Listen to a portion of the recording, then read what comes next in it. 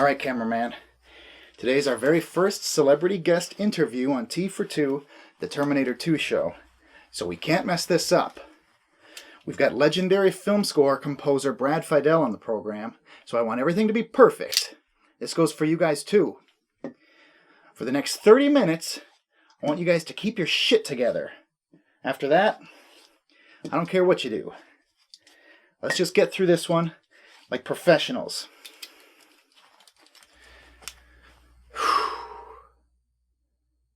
How do I look?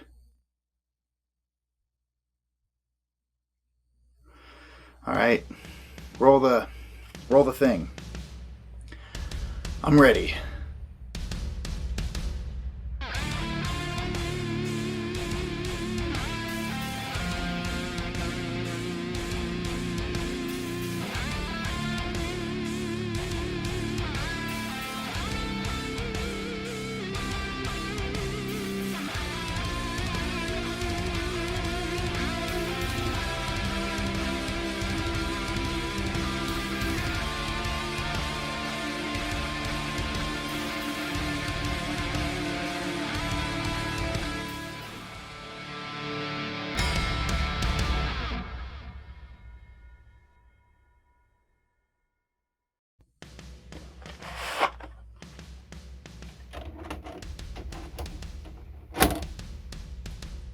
Welcome to T2, the Terminator 2 show. I am your host, your Uncle Casey, and on today's program we welcome the legendary composer of the individually iconic and exhilarating scores for both James Cameron's The Terminator and Terminator 2 Judgment Day, Mr. BRAD FIEDEL, who is here to talk to us about his latest project. Mr. FIEDEL, welcome to T2. Hi there, Casey. Thank you. Well, thank you for coming on the show. I've been a fan of your work for a very long time, and this is a real thrill for me and for the viewers.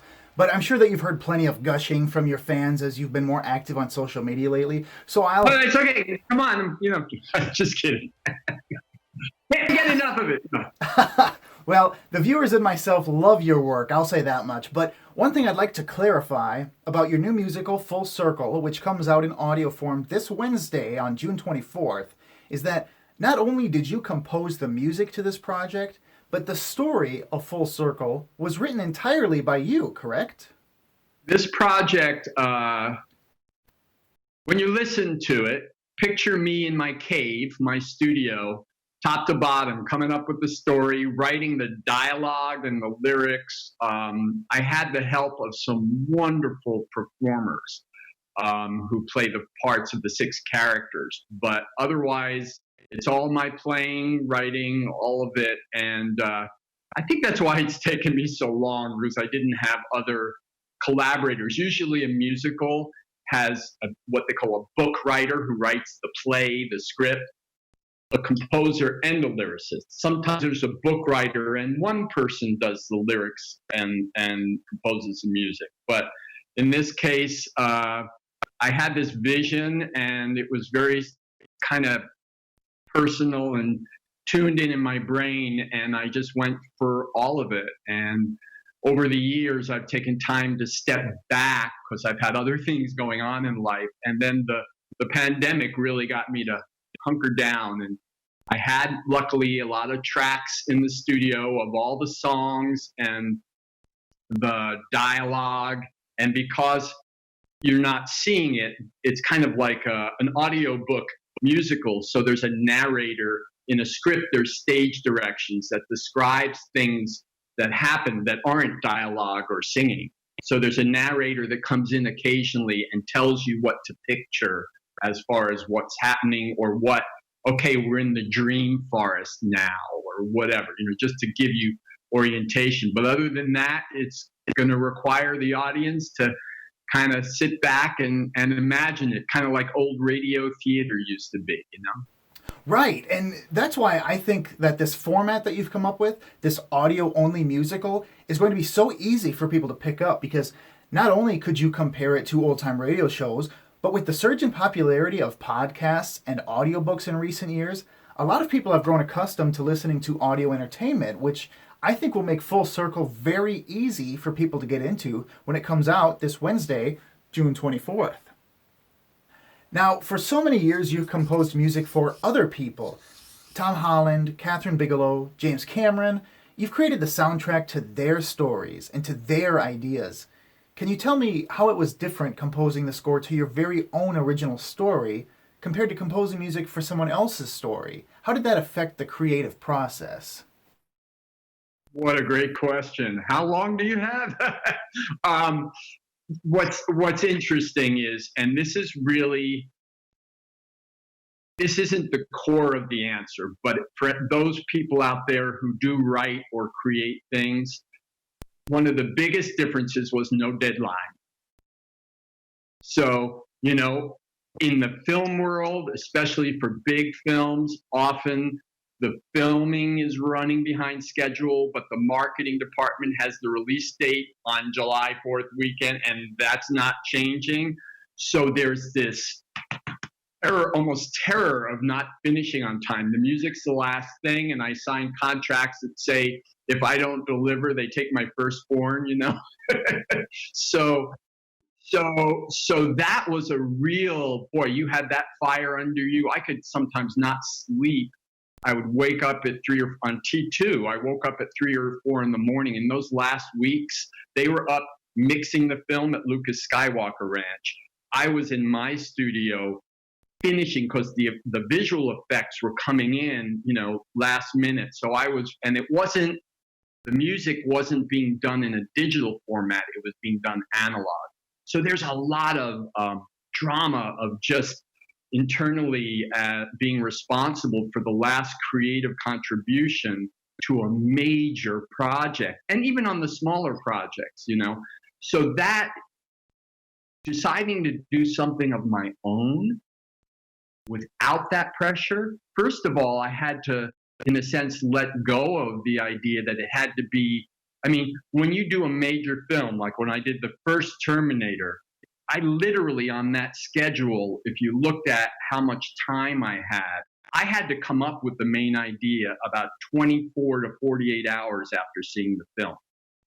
And it had to be good, and it had to be right on, because if the director rejected it, then I'd be at square one. And meanwhile, just to create all the cues based on an agreed upon concept feels like more than the actual time available, right?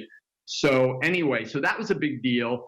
I really enjoyed kind of relaxing into that place and just getting to kind of play with the idea of, okay, Brad, you've had the crutch, in a sense, of other people's images to inspire you. Now I had to create my own inspiration. And I found certain elements of the story, both story-wise, but also technically. One of the things that intrigued me the most about Full Circle, there's a grandfather character, basically about a young teenage girl who is so empathetic, which is an interesting subject for right now, that she can't go out in the world anymore because she just feels all the pain and injustice almost like physically in her body. She's an unusual person. She's an open nerve.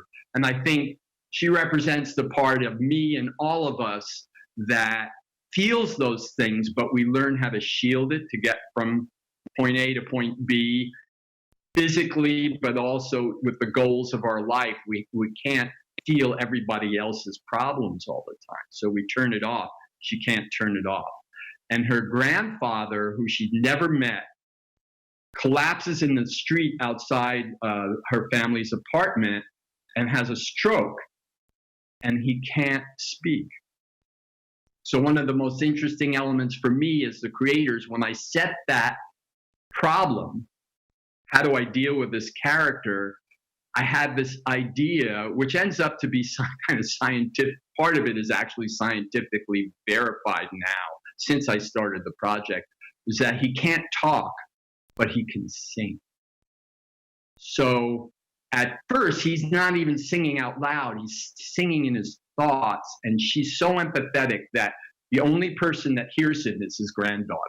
And they go off into this whole world of trying to solve this family mystery to bring peace to the family, which is like a microcosm for the world, how trauma comes down through generations, even biologically, they've proven now, and affects, sometimes it leaps, so that this kind of the solution to Sarah's problems are tied up with solving this mystery of her grandfather's past that has caused so much strife in the family.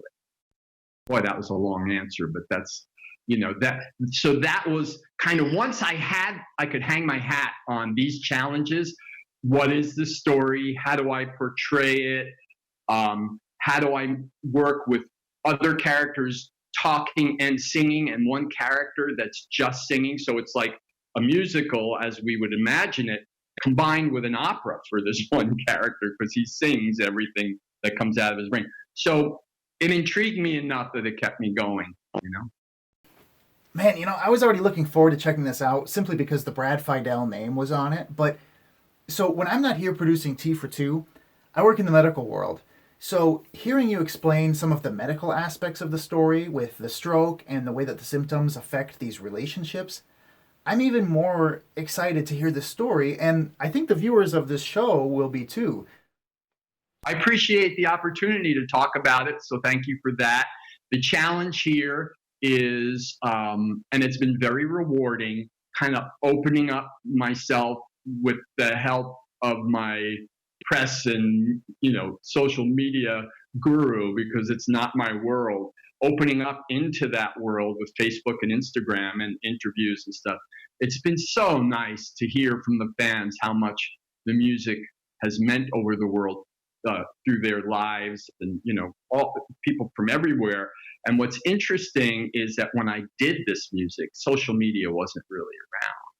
So I imagine composers now are used to kind of immediate, a film is released and they're used to immediate feedback from the fans. This feedback was delayed by 10, 15, 20 years. So it's kind of fun at this point in my life to get that input now, but also to try to open people's minds to this guy who did the Terminator films and a lot of other stuff, Very many of my scores were acoustic, they weren't electronic, but still happy that I got a chance to do these iconic films and that people appreciate them and know them, many, many people in the world. But I'm trying to say, okay, well, I'm an artist and I have progressed over the years or evolved or moved on. I won't put a judgment value on better or worse.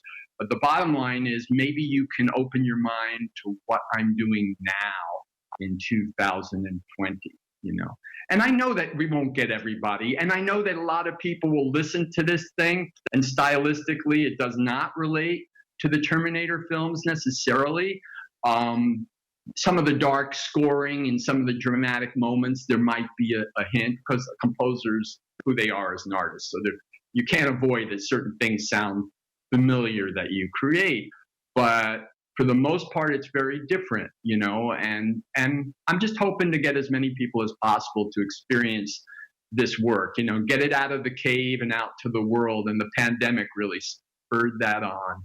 And actually, all that's going on now with Black Lives Matter and all that, there really is an element of the story that doesn't relate to that directly, but it does really relate to the idea that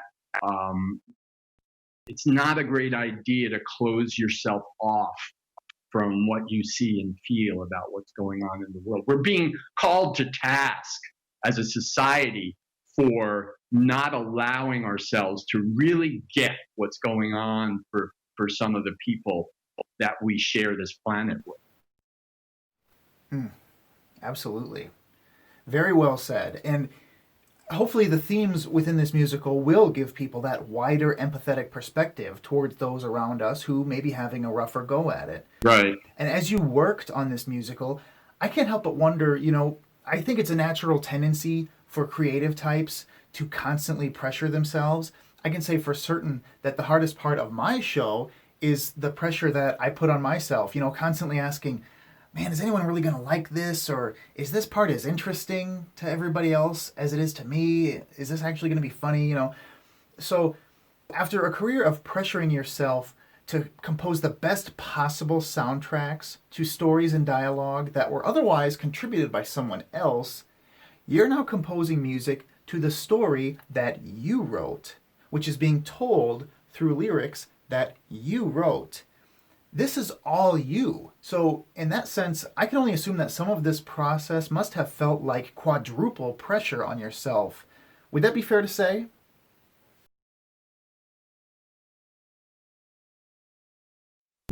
Interesting question. Well, first of all, go back to where you started.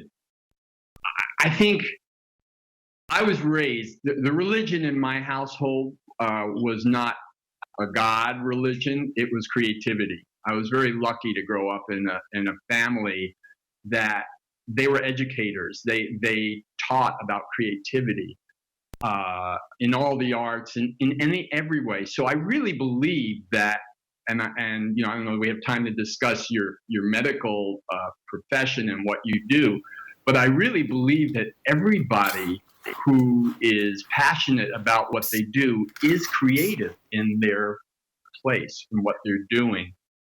And I don't have any judgment on that. I mean, if there's something broken around the house and I figure out a way with what I've got around to fix it, it's like writing a great piece of music to me. I have that same part of my brain that needs to problem solve. So going back to the pressure idea, I don't know if I'd describe it as pressure, but it's definitely, I am my own harshest critic, you know? Right. So plus, you know, when you work on a film, so for the Terminator, which, you know, to go back to your show topic, for both the Terminators, you know, I would write something and Jim would come to my studio and approve it or give me notes about tweaking it or say that's not going to work at all. 99% of the time, he always dug it, maybe had a little bit of direction about it.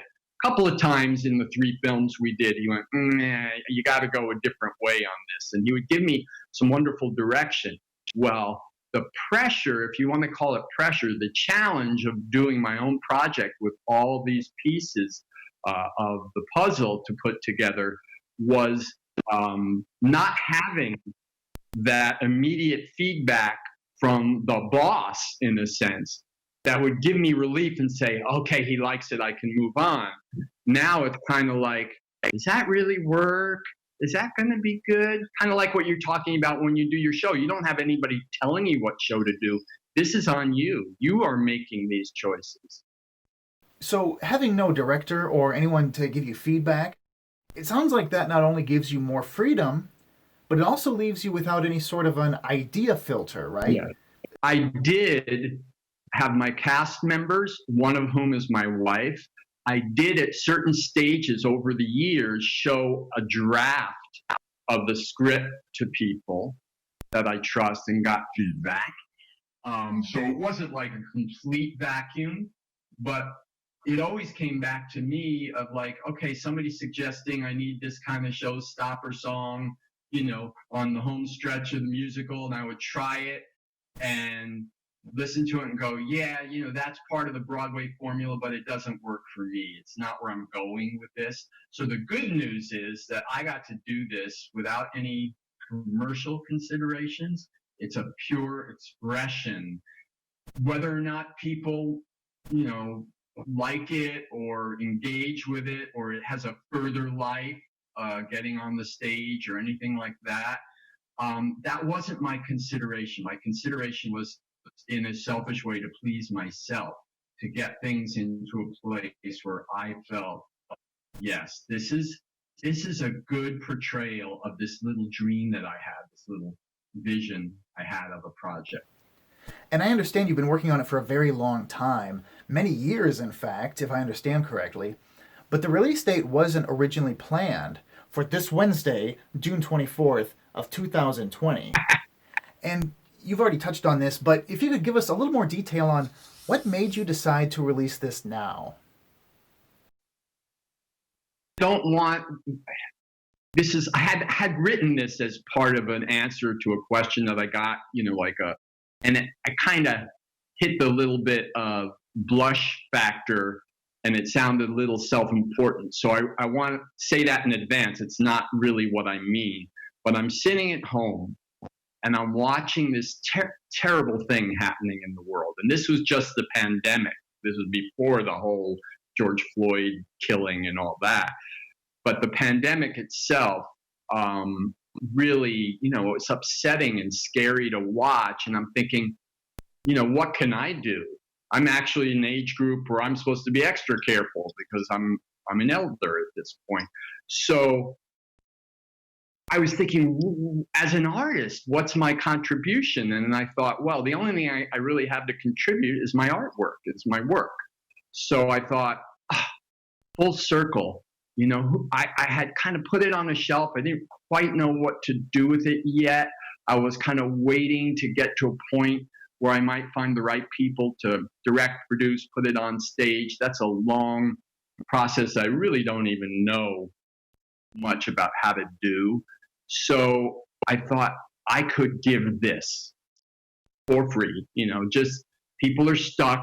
The real linchpin was when I saw that Broadway closed down. Because I went, people love musicals. They can't go. How about a new musical that they can sit in the safety of their home and experience? So, okay, Brad, you got to get it together. So I had a bunch of steps. It really did take me several months. I had to reorchestrate, edit, because I had all the pieces, but I had to make them fit together in a smooth way that if you sat down and closed your eyes, the whole thing would flow like it was on stage or on a film screen or whatever. So not only are you giving people an opportunity to see what you've been up to in recent years, but this is also your chance to provide a bit of an escape from some of the tougher things we've all been enduring or witnessing this year. Yeah, it's just, I said this funny thing to someone. This is the selfish part of it. The generous part of it is to give away my work without considering money or anything like that, just wanting to share it. The selfish part is that I had this feeling, because I've actually developed a few projects since I stopped working in Hollywood, and getting them out to the public has always been a challenge. And I said, if an artist falls in the forest and nobody hears him, does he exist? It's kind of like this feeling of, wow, if a painter's paintings are just hanging in their own room, yes, some people would say the process of creating in the universal energy of humanity has meaning to it, whether somebody experiences it or not. But I really wanted people to experience what I was doing partially for my own selfish fulfillment as an artist, saying, yeah, I did this, and I hope people like it. Speaking of musicals and live performances, many of us have been dying to know if we'll ever get the chance to see Terminator live here in the States. Do you have any updates on that? No, the background is, they did an early test version in Switzerland that went very well. The premiere was scheduled for a couple of weeks ago at Albert Hall, which was cool because I was going to come out on the stage and play the theme on the piano and answer some questions from the audience before they did the whole show. The show was performed by this great ensemble of musicians who really are nailing it. I got to help them a little bit fine-tune some of the signature sounds, but they're such amazing musicians. The show did, in February, there were 3 shows in Japan that went through the roof. I think 2 in Tokyo and 1 in Osaka. So it's been out there, and the show is developed, and there's so much involved in developing a show like this that I have to believe once things settle down, they'll find a way to get it out there. And there will be a tour. Who knows when, but I think there will be a tour. And it will, I imagine the way these things work is they show first in capitals, big cities, London, New York, LA, Paris, Tokyo. And then, if it has legs, if there's enough interest, then there's like a secondary movement of the show into more regional aspects. Like here in Santa Barbara, they did a wonderful, the same company did a wonderful version of the film Amadeus. what a natural, right? Because it's all Mozart's music. Full orchestra, choir. And it's in the point in its life as a project that it came to Santa Barbara, little Santa Barbara, 130,000 people, and showed it at our big concert hall venue, and it was wonderful. So I'm hoping that many people get to experience it in the future. Well, I hope so too, and if things do get rolling again for Terminator Live, I'd love to get you back here on T for Two to talk about it if you'd be up for it. Absolutely. Absolutely. You know, I'm in touch with the folks at AVEX, and I'm sure I'll know, but nobody knows now. Well, I know the rapidly growing T for Two audience would love to hear more about your time working on these films, but I also know that you've got a lot going on right now, so out of respect for your time, we will save those conversations for another day. In the meantime, how can people enjoy the story and the music of Full Circle this Wednesday on June 24th? Well, there'll be links. This is where I get weak. We're basically decided we were going to do it on all digital platforms, but some of the platforms, this is an unusual thing. This is a full-length musical. Act 1 and Act 2 each are like one audio track. So it wasn't really a natural for certain venues. So it will be on SoundCloud. And if you have any doubts, if you go to my Brad Fiedel Facebook musicians page or at Brad Fiedel, the Instagram things, I might even be saying this stuff wrong. But between Instagram and Facebook, we will be broadcasting how you get to the SoundCloud files audio files to be able to hear it. Sounds easy enough. I'm looking forward to it. Mr. Fiedel, thank you again for chatting with us on T for Two, the Terminator 2 show. Best of luck with the release of Full Circle, and we'd love to chat with you again in the future. Thank you so much, Casey. Happy to come back. You've asked some great questions. You can stream or download Brad Fiedel's new musical Full Circle this Wednesday, June 24th via SoundCloud. You don't need an account and you don't need any spare change because Fiedel is releasing this entire musical for free. So if you didn't have any plans this Wednesday, you do now. And if you did have plans, change them. Thank you for watching this very special edition of T for Two, the Terminator 2 show. Hit the subscribe button below for more fun Terminator nonsense, and we'll see you next time.